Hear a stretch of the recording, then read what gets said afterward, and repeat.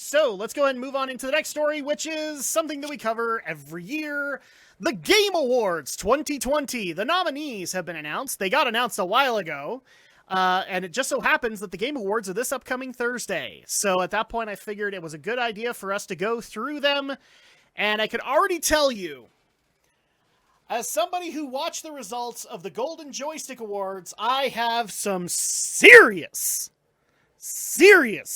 problems with how this year's going to go, because I can guarantee you I know one of the big winners. So let's go ahead and talk about the nominations that are the big ones. Game of the Year, we have Animal Crossing New Horizons, which I do think has a competitive edge. It has been a consistent thing that's been played. Doom Eternal, I think that one is also a solid contender, especially with the Ancient Gods DLC. Final Fantasy VII Remake, another solid contender. Ghost of Tsushima, Hades. This is, I think, the second time we have seen an indie game in the Game of the Year category. The last time was Celeste. And The Last of Us Part 2. The Last of Us Part 2, I think, walked away with 9 nominations in the Video Game Awards. And given how the Golden Joystick Awards handled things, I think in all honesty, you're going to see, because Games Journalist hates gamers, that Last of Us Part 2 is going to walk away with a lot of these. But let's get into our analysis of who we think should win. I'm guaranteeing you Last of Us Part 2 will win it for them. But in my eyes, honestly, it doesn't deserve it. Because when it's contending with Ghost of Tsushima, Doom Eternal, and Hades. See, I wouldn't even put 7 Remake in there, but the other 3 games that I mentioned, they're all wonderful. They're all amazingly done. It put a lot of effort into Doom Eternal.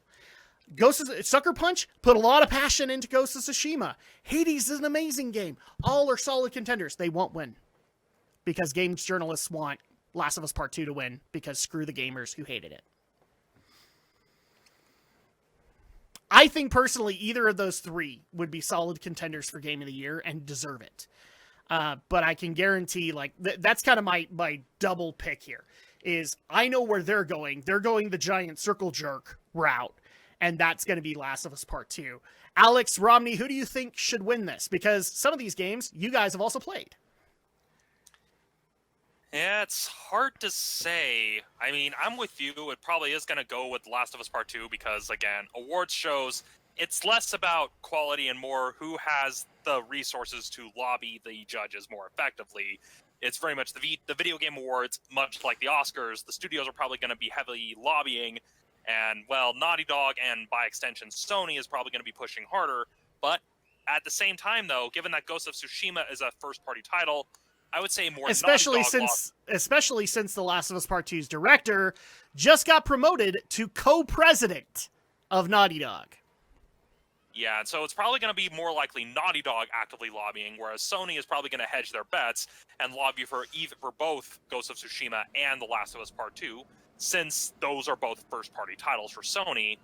As for what is likely to win Game of the Year, I mean, there's like, in terms of what I would want to win, just out of the sheer oddity of it and just the fact that it would perfectly summarize the year, I would give it to Animal Crossing.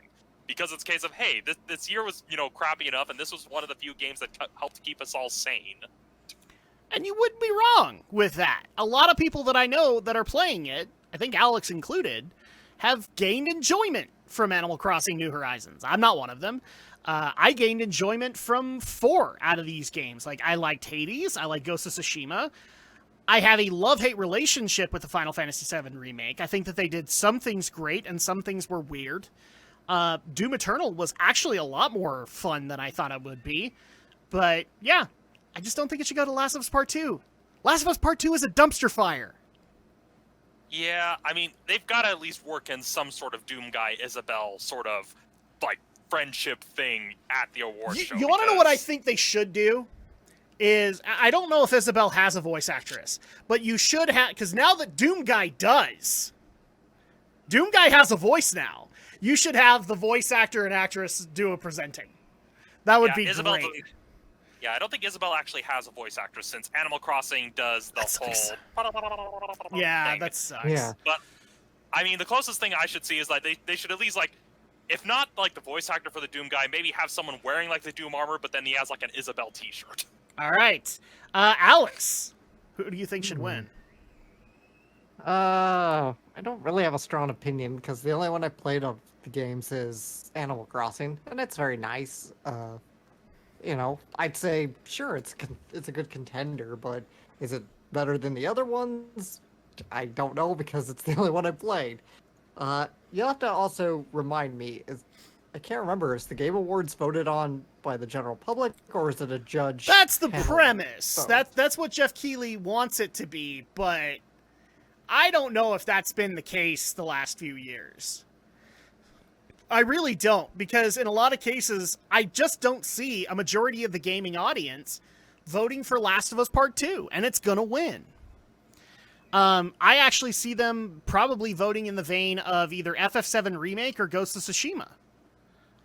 Because even the Doom Eternal fans love Ghosts. So at that point, like, I could see that going to them, but I can guarantee you that I don't think that system works the way that it should, and it's going to get rigged. That's my opinion. I can't back it up, but the way that I understand the Game Awards is that it is voted by gamers. It is voted by the public.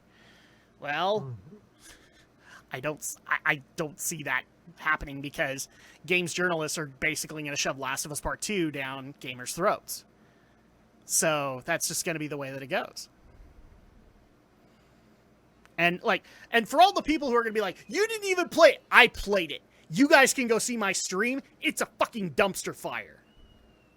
It absolutely is. Looking at the description on Wikipedia for the Game Awards, it is a case where it's industry experts that are brought in. It's a panel, an advisory committee, technically, of industry experts that basically decide which ones that win. And it's basically a blended vote, actually, where it's a blended vote between the voting jury and public fan voting with a 90-10 sort of split, where 90% of the votes are decided by the voting jury of industry experts, with the remaining 10% of fan votes being voted by fans on social media. Yeah. It's going to be Last of Us Part 2. I kind of have to agree with you, Adam. I think it is going to be Last of Us Part 2 that'll actually be and it the shouldn't, winner. and it doesn't deserve it. It doesn't deserve it in the slightest. This is one of the things that really irritates me, is that Sucker Punch, another Sony studio, who's been working their butts off longer, technically, than Last of Us Part 2, and they're going to get snubbed, even though, critically, their game did better. Sales-wise, their game did better. But they're going to get snubbed because Sony's behind social justice, which is basically what's behind a lot of the hype of Last of Us Part 2. Whether you like it or not, that's a lot of the hype. So, go ahead, Romney.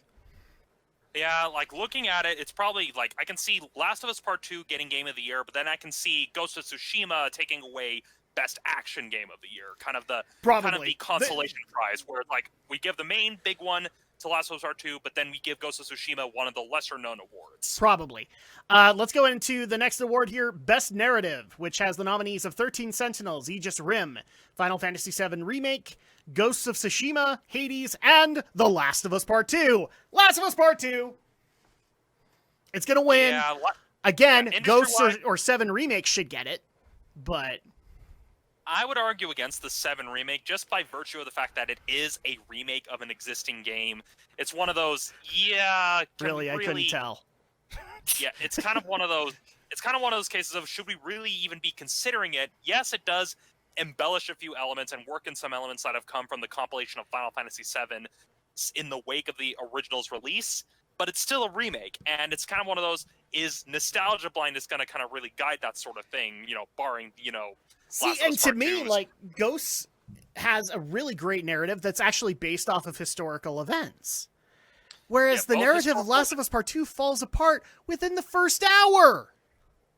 Yeah, and that's really also what it comes down to, because with Best Narrative, it's kind of one of those, which tells the better story and which one tells the story in a better way. It's kind of one of those things where a story may sound really good on paper, but when you're trying to tell it as a video game, from what I've seen, Ghost of Tsushima kind of understands how to tell its story through the gameplay mechanics and actually as a game. Whereas too many people make video games and then expect to tell their stories the way you tell a story through film, which can work in certain degrees, if you're Hideo Kojima. Sure. But it's not the be-all end-all. There's a lot of ways to tell a story through gameplay, and from what I've seen of Ghost of Tsushima, it does that really well through its gameplay, especially when you consider that struggle where, yeah, you can go up and challenge people and do the whole honorable, open challenge against these fighters, or you can be the dishonorable, sneaky assassin, which is very much something the main character has to wrestle with as part of the story. Yeah, exactly, and that's why I like a lot of it, and Romney has perfectly explained why Ghost of Tsushima should earn this award, not Last of Us Part 2. Best art direction, FF7 Remake, or actually, Alex, did you give your opinion on this one? On best narrative? Mixed on opinions on this one. Well, it's sort of like, yeah, probably Last of Us is going to be the big winner this year. Just because you're it right. It absolutely is, because F gamers. Because it's a critical darling, even if it's not too much of a commercial one. It's not even a critical darling. It was a critical darling amongst those within the know. Because it didn't even do well critically. Because I actually double-checked the ratings of both Ghosts and Last of Us Part 2, and there's still like a 40-point divide between the two of them.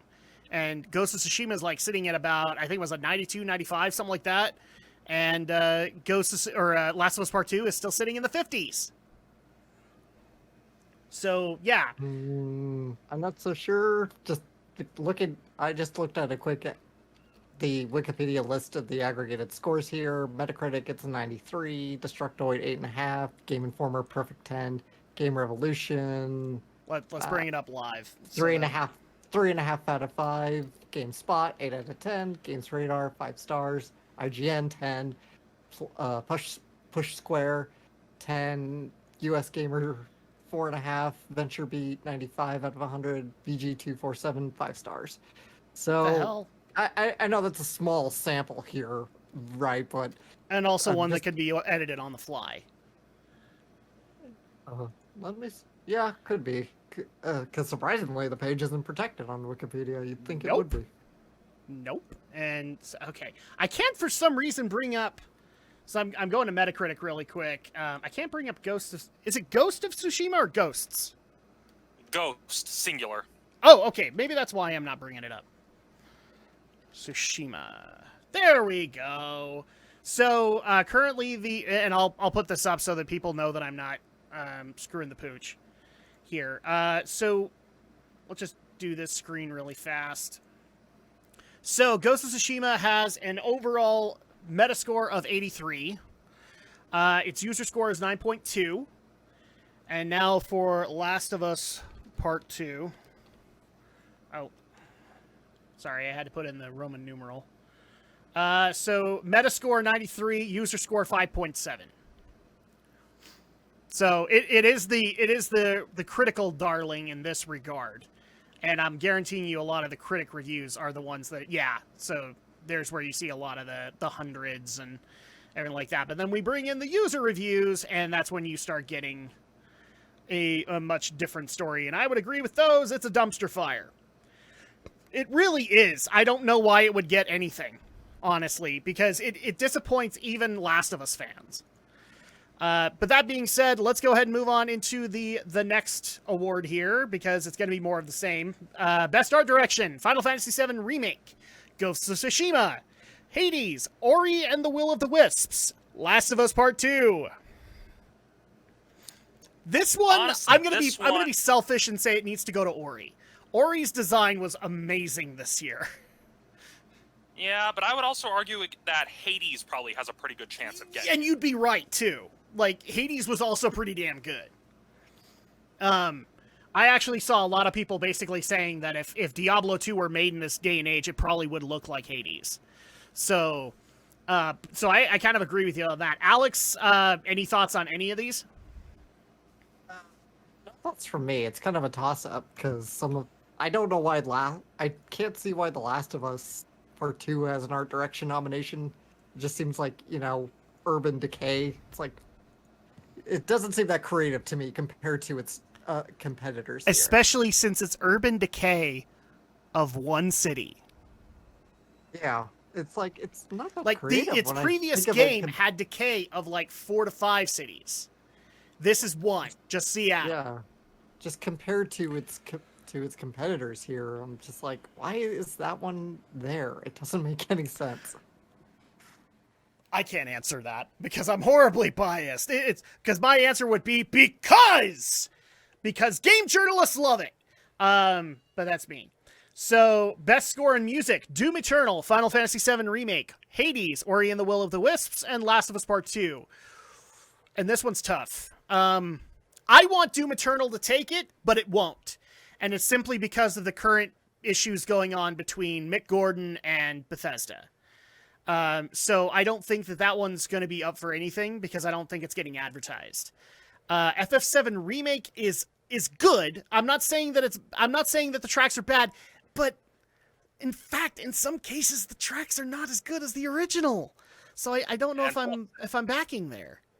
Plus, it's also the same case of, well, it is a remake, meaning it's going to be reusing tracks from the original, even if they do put a new spin on it. And that's kind of why I'm just like, there really should be some sort of a clause that kind of puts remakes in a separate category. I mean, I get the whole idea of, oh, well, they should be on the same level, but at the same time, I don't know. It's one of those, I mean, I can get it, but again, is it going to have a chance due to nostalgia blindness or due to the actual merits of the game? Yeah, and it's I can't even, like, I remember hearing some of the tracks of Hades, and it's good. Ori and the Will of the Wisp has some good music, too. I don't know. Like, I have to be honest here, the standouts here are Doom Eternal to me, and it's just not going to win because it's not getting advertised, because Bethesda doesn't want to give any kind of credence to Mick Gordon right now. So, yeah, I don't know. I'm going with Doom Eternal. Alex, who do you think should win? No opinion. No opinion? Okay. Yeah. So best audio design: Doom Eternal, Half-Life Alyx, Ghosts of Tsushima, Resident Evil 3, The Last of Us Part 2.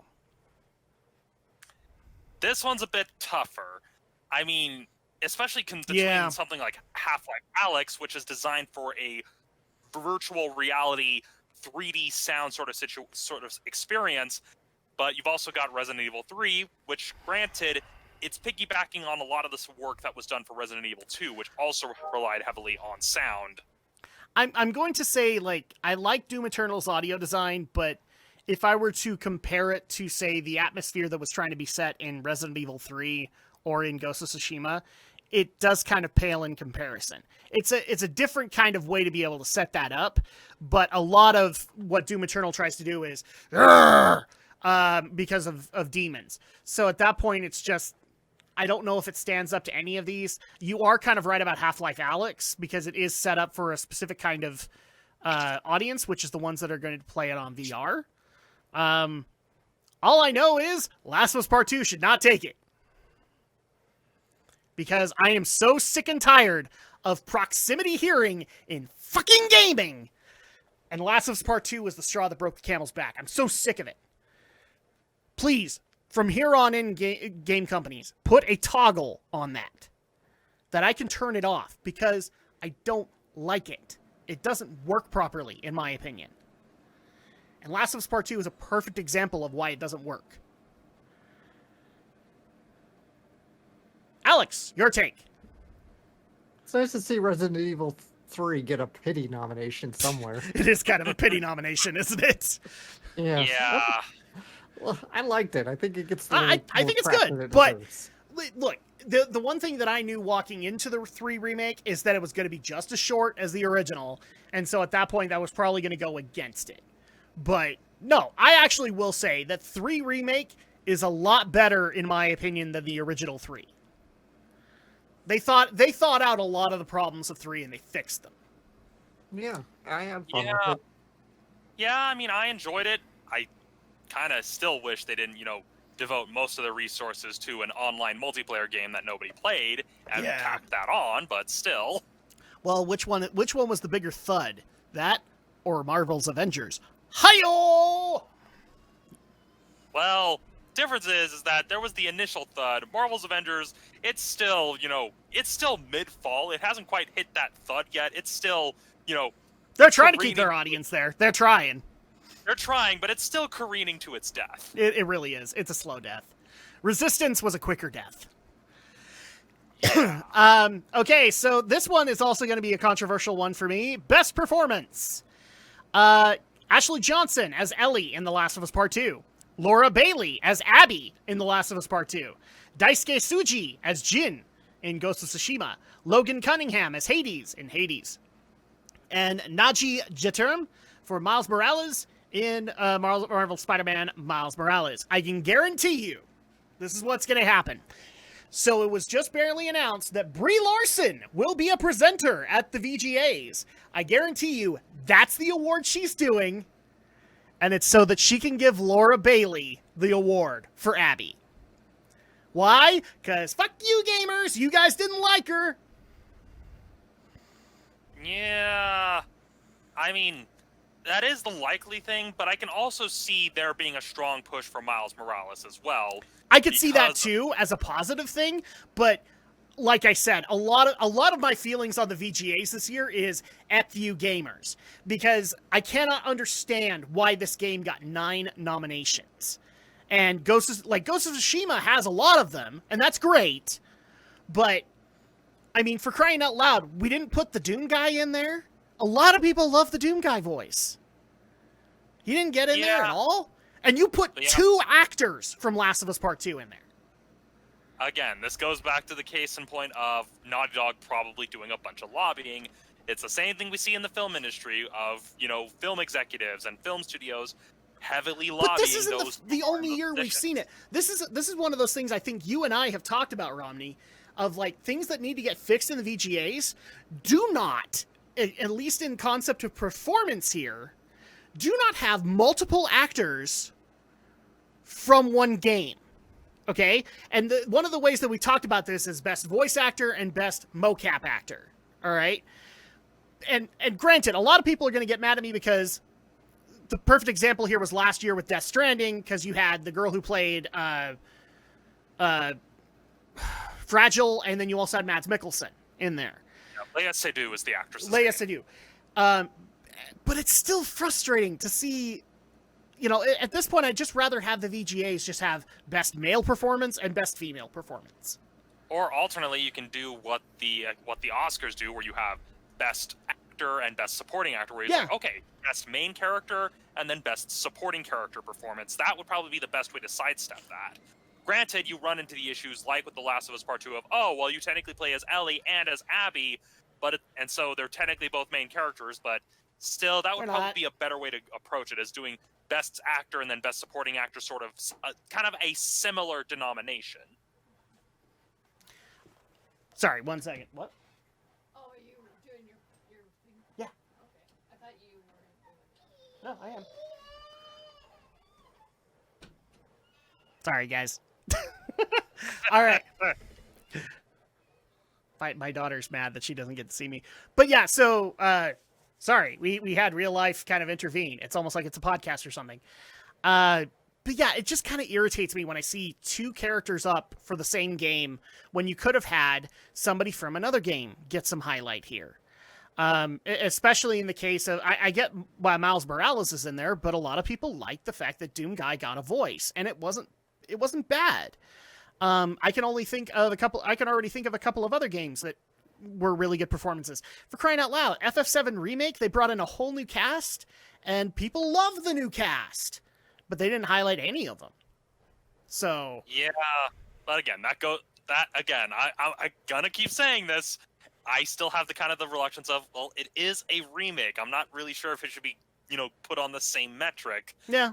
But yeah, I mean, again, you've made it pretty clear, you've been at least eager to remind us of the fact that it's probably going to go to The Last of Us Part 2. I hate to be that biased, but I played that game, and it's a dumpster fire. Like, there are plot points, Romney, I'm thoroughly convinced would give you migraines.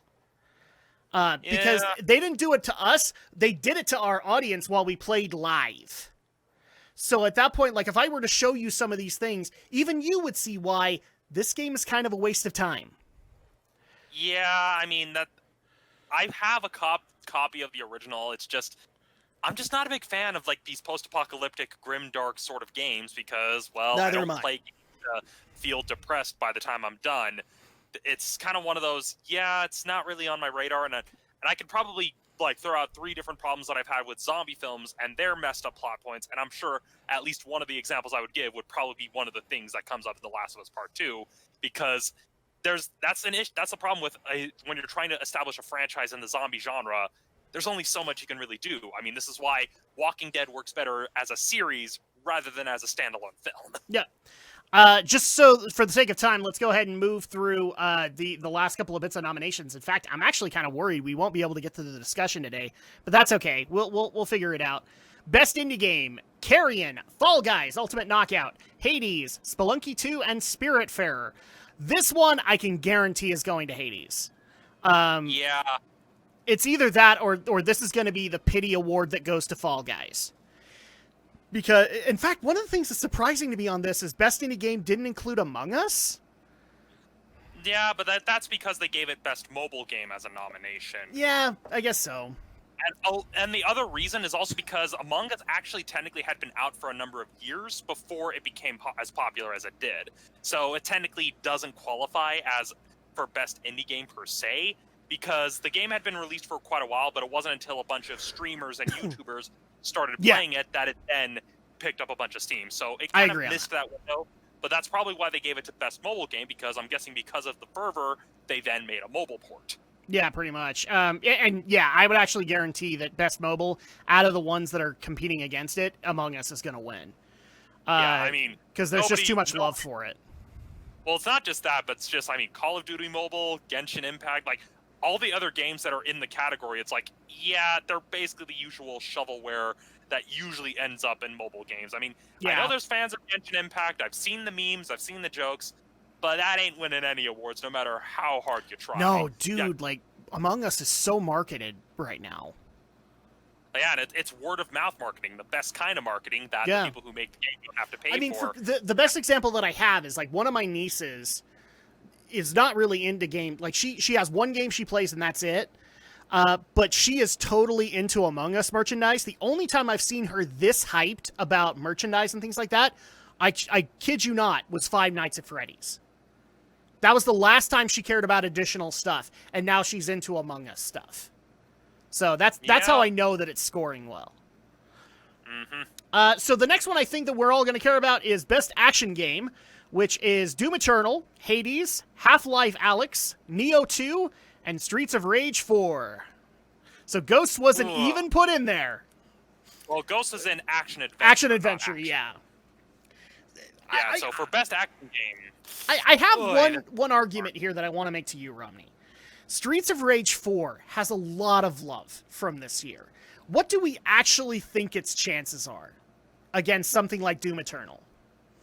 Honestly, pretty minimal, because Streets of Rage caters to a very specific niche, whereas Doom Eternal is the more mainstream hit. But then it's kind of the same reason why Hades is probably... Like, a lot of the other ones, like, out of all of them, Doom Eternal has the most mainstream appeal. Nioh is very much, it's weeby Dark Souls, because Team Ninja wanted to beat From Software to the punch with their own take on Dark Souls. And Half-Life Alyx, again, it's designed for VR, which isn't as readily available to most people. And Hades, much like Streets of Rage 4, caters to the specific niche of people who like dungeon crawlers. Streets of Rage 4 caters to the niche of people who like 2D beat-em-ups.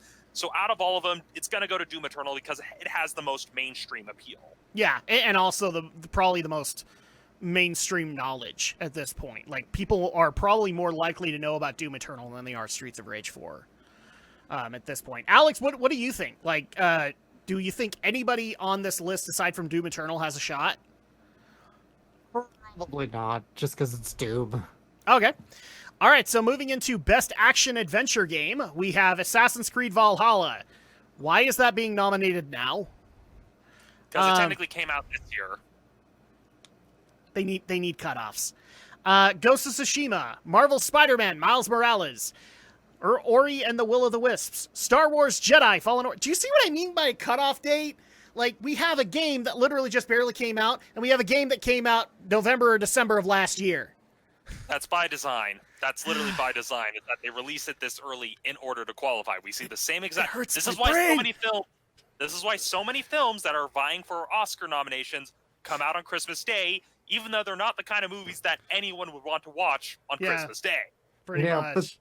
But I have to be with Adam. It is. I get it. It's for the qualifying run, but it is so perplexing. I mean, with a movie, you can sit down and watch a movie in a reasonable amount of time. You know, it's like an hour to 2 hours of your life. But not these games. When you think of games these days, especially like the AAA games that usually get these awards, you're talking about spending hours of time. Okay, now that Alex is bringing up that argument, I'm sorry, I have to do this now. Because let's just compare these games together. And I'll share the screen so you guys can see it as well. But I think Alex is making a good argument here. Like with movies, you could get something that is, 3 hours at the longest, 4 hours at the longest. So let's do how long to beat. So Assassin's Creed Valhalla. Let's see. Valhalla takes 51.5 hours just for main story. Okay. So the next one is Ghost of Tsushima. Oh, I keep on wanting to do ghosts. 23 hours for main story. Miles Morales. I'm guaranteeing you that one's going to be big. Well, I mean, I've wow, heard that it's actually 7 hours. Okay.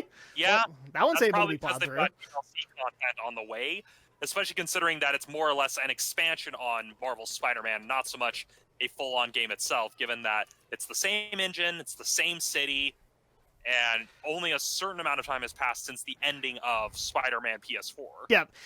Ori and the Will of the Wisps, 11 hours for main story. This one's going to be big. Star Wars Jedi Fallen Order. 16.5 hours. That's actually smaller than I thought it was. Last of Us Part 2, I can guarantee you that's not going to be that long. And no, the answer is not an eternity. It felt like it, Romney. It felt like it. 24 hours. 24 hours. So, you already have, the huge Assassin's Creed Valhalla in there compared to some of the other games that are even in there.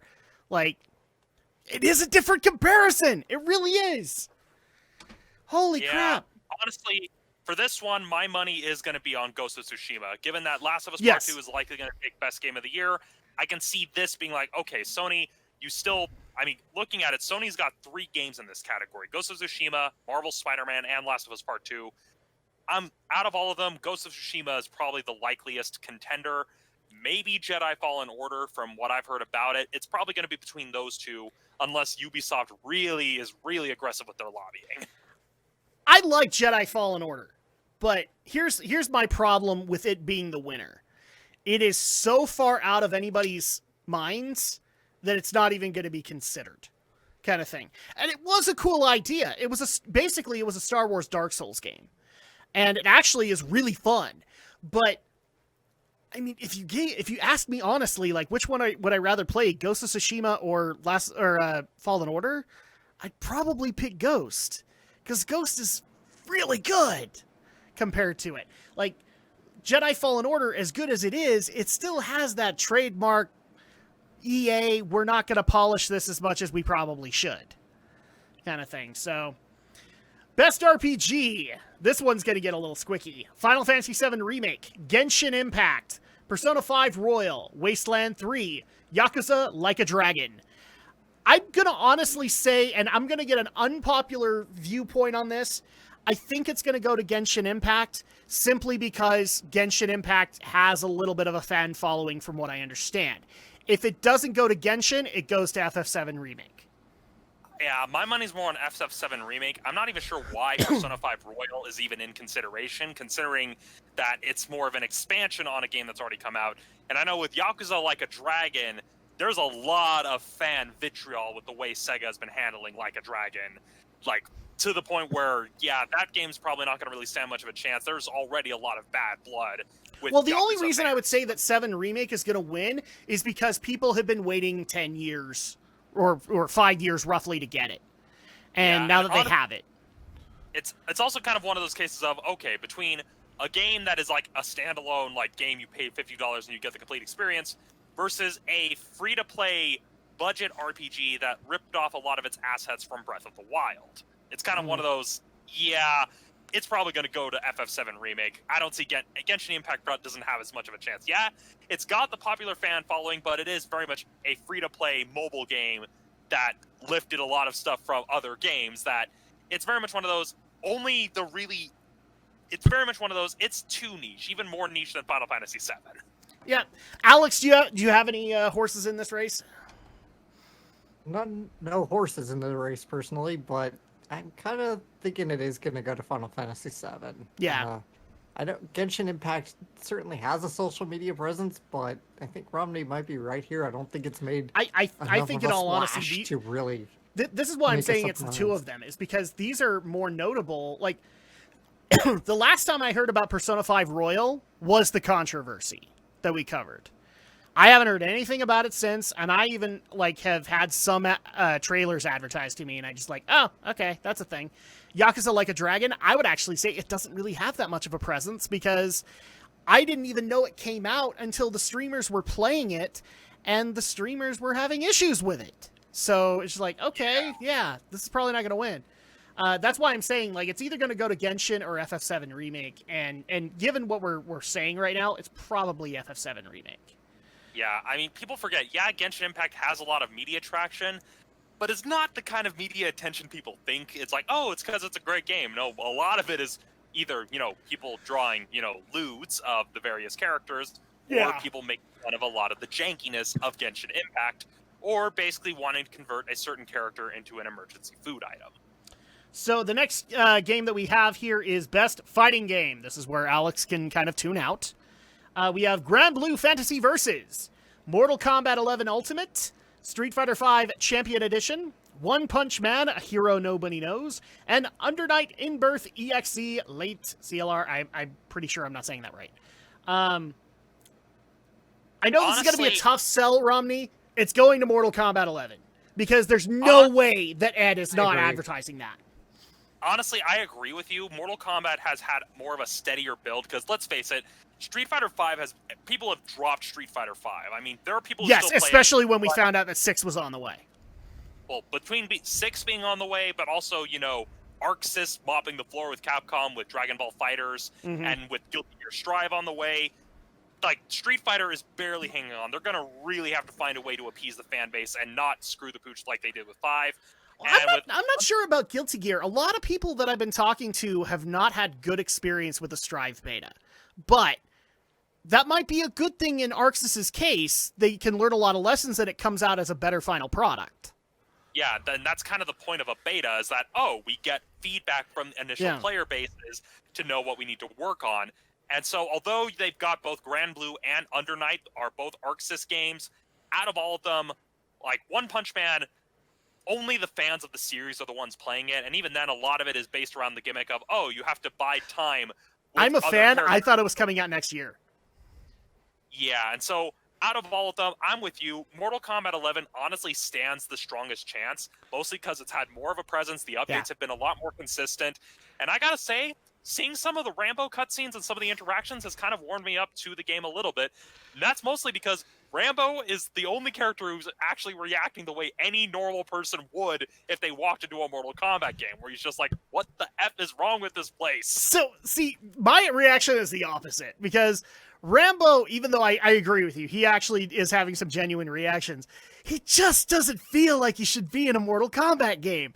I'm actually in the opposite direction. I love the return of Melina. She is exactly what she needs to be, and Ed Boon has realized what he needs to do with her. And Rain was amazing too. So at that, I mean, for crying out loud, that have you seen the fatality from Rain? That pays homage to Bohemian Rhapsody? I haven't, but yeah, it literally ends with him, and then you also have Reptile, Ermac, and I think the original Smoke in there, all in this Bohemian Rhapsody kind of pose. I love it. So I mean, I can see your point there, but there's no way 11 Ultimate hasn't been advertised to the hilt right now. Well, yeah, it's just got a stronger player base. More people are playing, and more people are streaming Mortal Kombat 11 than they are Street Fighter V. The only ones who care about Street Fighter V are the ones who take part in Capcom's tournament circuit. And even then, again, Capcom really dropped the ball with the launch version of Street Fighter V, and they have never really recovered from it. And so it doesn't stand a chance. And not only that, but I'm sorry, I'm going to have to go ahead and bring this up. It was a really great thing when Champion Edition got announced that we were going to get more characters. Except the characters that you picked, I'm sorry, I agree with a lot of the majority reaction here. Some are interesting, but some of them you could have put in some other more desirable characters. I get that there's a love for Dan Hibiki that I will never understand, but you're saying that you couldn't have given that spot to somebody else? I don't know, like Guy. I'm biased in this one, but I mean, I like the fact that I think it's Akira from Rival Schools. They put her in, so at that point, like they did consider with a lot of the stuff. But I just look at that character lineup and go, that's kind of a thud, considering that this is as popular as it is. Yeah, and so Capcom hasn't handled Street Fighter very well.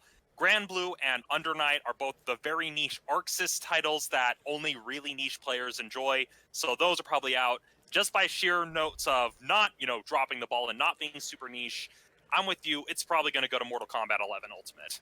All right, and then I think the last one that we're going to cover on this one is the best family game, or as Alex has affectionately called it in the past, the Nintendo Award, because there are just so many Nintendo nominations that go into this one. So here's what we have: Animal Crossing: New Horizons by Nintendo, Crash Bandicoot 4: It's About Time, Fall Guys: Ultimate Knockout, Mario Kart Live Home Circuit by Nintendo, Minecraft Dungeons, and Paper Mario: The Origami King by Nintendo.